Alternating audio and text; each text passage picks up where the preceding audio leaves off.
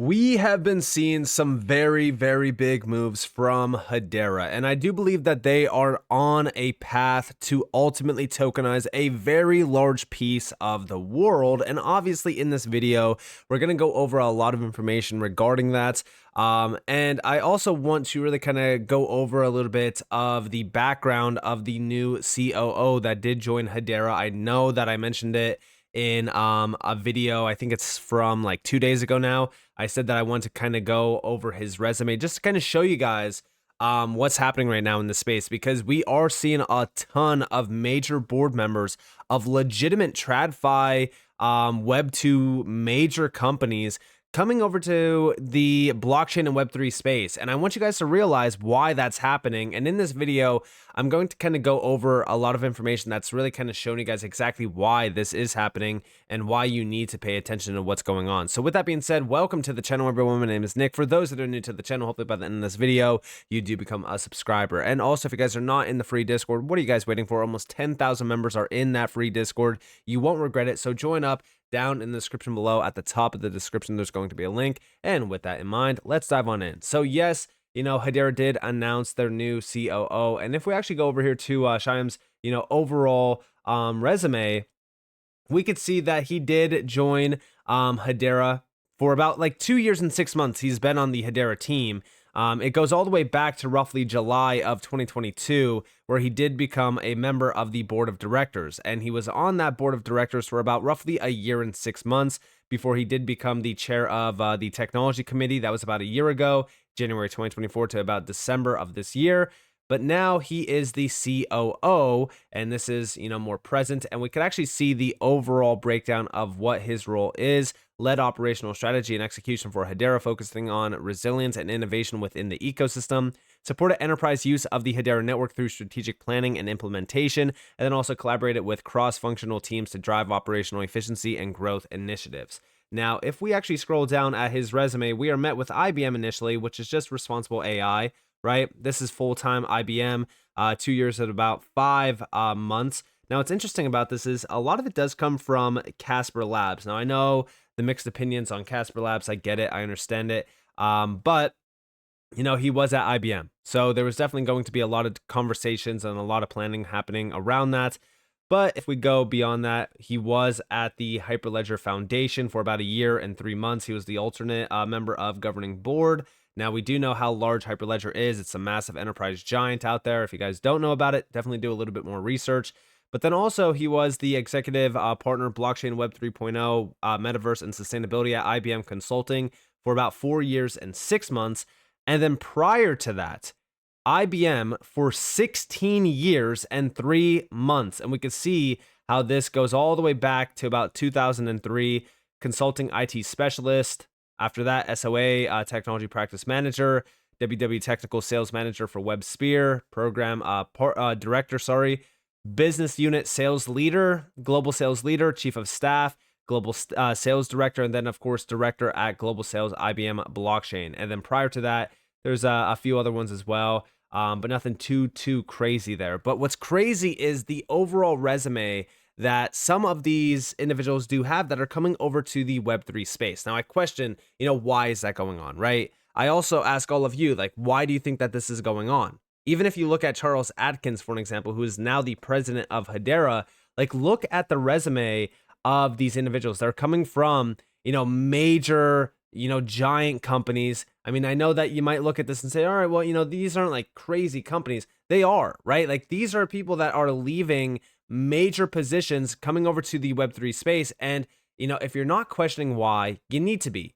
And the answer to all of that is the fact that this space is the future. This is the technology that, everything will essentially be running on in, give or take 5-10 years, maybe even earlier, right? But this is the technology of the future. If you're not looking into crypto, if you're not investing into some of these great projects, you are missing a very big target. And that target is going to be, incredible wealth creation. I really do think that this space is going to mint the next, 100 plus billionaires, potentially even trillionaires. Like, I think that people are really kind of overlooking how much money this space is going to have tied to it. And it all starts with tokenization. So the Hashgraph recently did put out a great post, and it is a quote here actually from the CEO at Hashgraph, and we have, there is no reason to wait anymore. Tokenization is not a solution in search of a problem. It's real, it's here, and it's changing the way we engage with assets. And yeah, it's not searching for a problem to solve.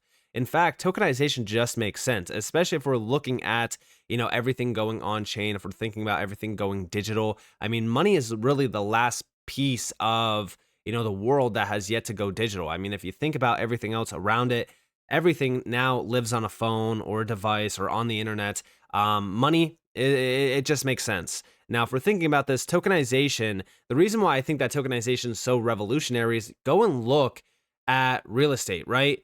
Real estate is one of the most illiquid asset classes out there, and tokenization could revolutionize it almost immediately. And it's already starting to come on chain. We're already starting to see some very big moves happening around tokenization. In fact, there was a great post made by Ryan from Bitwise. This is the head of research at Bitwise. If we actually look over here, we have prediction number 10. The value of tokenized RWAs will surpass $50 billion as Wall Street's embrace of crypto intensifies. In our opinion, Wall Street is just starting to catch on to tokenization. That means big institutional money could soon pour into the market. And he does break this down a little bit more about, some, bonus predictions and stuff like that. But, he is 100% correct. Like, this is not some random individual on X saying, hey, big institutional money is going to soon pour into the market. No, this is an individual from Bitwise. When you look at Bitwise, the team behind Bitwise is absolutely insane. Again, this goes to show you the focus put on Web3 right now, on blockchain, on crypto. We have individuals from, Facebook and Instagram. You also have Goldman Sachs on here, major capital companies. You also have down here, right? Here we have, again, some more big players. This is actually the CIO and also a board director. You look at their resumes, they're stacked completely stacked. And you look at the backing of these players like Bitwise, for an example, and you can clearly see that this is a space that's starting to morph into a much larger asset class. It's just beginning. The background behind the Bitwise team comes from BlackRock. It comes from the U.S. Attorney's Office. It comes from Google, Meta, ETF.com, and so many other big companies. And it's just now beginning. We are now starting to see the big moves being made. And it's only just the start, especially when it comes to tokenization. Now, I know that a touchy subject for a lot of people out there is, the ESG, push. We have over here from the HBAR Foundation, we're excited to announce our partnership with WinCL to evaluate carbon transparency and greenhouse gas accounting standards for small and medium-sized enterprises to large enterprises across South Korea via the Hedera Guardian. Built on the Hedera Guardian, WinCL's new solution promises streamlined emissions tracking, reporting, and carbon offsetting capabilities, empowering businesses in Korea to meet stringent climate standards. This collaboration arrives at a pivotal time for Korean enterprises as those with value chain ties to the European Union need to navigate new regulatory requirements like the Corporate Sustainability Reporting Directive. And this is exactly what I actually want to put a spotlight on, regardless of, everyone else's beliefs, because I know everyone has a completely different opinion when it comes to, ESG and sustainability practices.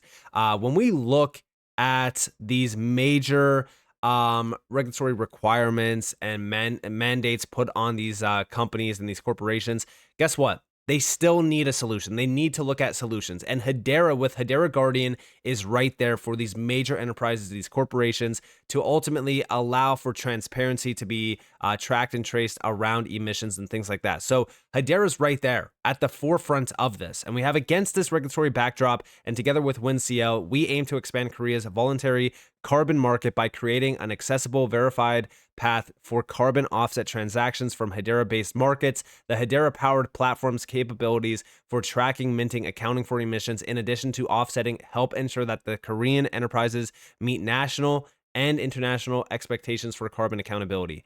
We're deeply excited to continue our deep developments in South Korea as a network and look forward to helping shape the future of climate finance across the region. Now, like I said, regardless of what your opinion on this is, it goes all the way back to 2023, right? I made this post back in 2023 of August, and I said, bringing the balance sheet of the planet to the public ledger. That was a quote, a direct quote from this post here from Hedera. And this is regarding Carbon-Based Co., which partnered with the HBAR Foundation and Impact X to launch Asia's first digital carbon registry. And I said, I'm pretty sure you can come to the conclusion that the public ledger in question is Hedera. And this also proves how big of a deal HBAR is. This is the most sustainable DLT in this space, and it's an absolute game changer. And yes, as we are really looking at what's happening here, okay? We could talk about real estate all day long. We could talk about tokenized diamonds. We could talk about, all of these major asset classes that will be touched by tokenization, equities, securities, all of that. But this is one thing that really continues to stand out to me. I continue to go back to 2023 to this quote, because if we're really looking at the moves being made by the HBAR Foundation, like this announcement from the HBAR Foundation is from December 12th. This is one of their most recent announcements. They are still on a path to bring the balance sheet of the planet to the public ledger. And Hedera is probably the only DLT in this space. And no, this is not me being biased. This is me being 100% honest with you guys. It's probably the only DLT in the space that is capable of doing this. Why? Because it's carbon negative. Also, on top of that, Hedera offers unlimited scalability. There is a ton of great tokenization applications on Hedera. I could talk about, for an example, Scintilla. Scintilla is one that is continuing to, evolve, continuing to, really kind of go to market. This is being pushed by DLA Piper, one of the largest law firms in the world. And this is just one of many tokenization players that are building out on Hedera. You go and look at the Asset Tokenization Studio that recently launched on Hedera. This is a big driver of some of these initiatives. And you look at the players here. If you go and look at all the players leveraging the Asset Tokenization Studio by Hedera, we could see some of them like Dovu, Aberdeen, Diamond Standard, USD Coin, Hash Axis, Hedera, Archix, Shinhan Bank, Standard Bank, Joel Bank, Red Swan, Swiss Coast, Metacore AG, Twigital, Teori, Fresh Supply Co. as well. And these are just a few. In my opinion, I do believe that we're going to see a lot more names tied to this. I mean, even with the recent announcement of WinCL coming to the HBAR Foundation, that's another name that we could add to this. There's a lot that hasn't been updated on the Hedera website. But, if we're really thinking about how big of a move, this is for Hedera, for the space, everything is moving on chain.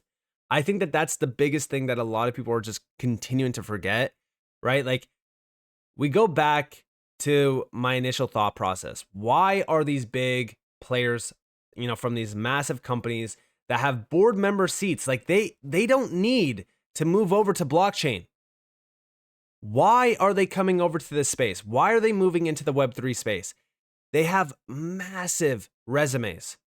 It's because when we think about how big the tokenization of essentially everything is, we're not talking billions, we're not talking trillions, we're talking quadrillions. And I know that that sounds just absolutely ridiculous. It sounds exaggerated, but no, you look at securities, you look at equities, you look at real estate, you look at all of these massive asset classes, these massive markets, it's all moving on chain. Tokenization is just beginning. And just like the head of research at Bitwise did tell you, it is only going to intensify as Wall Street continues to rush into this space.